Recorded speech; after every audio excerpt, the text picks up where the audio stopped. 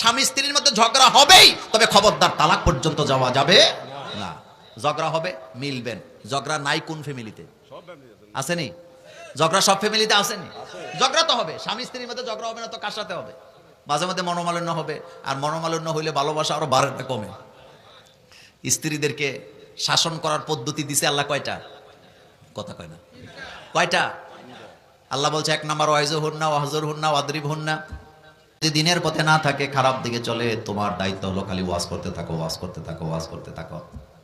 বুঝাইতে বুঝাইতে যদি তুমি মানাতে না পারো, 2 নম্বরে যায় তুমি তার বিছানাটা আলাদা করে দাও।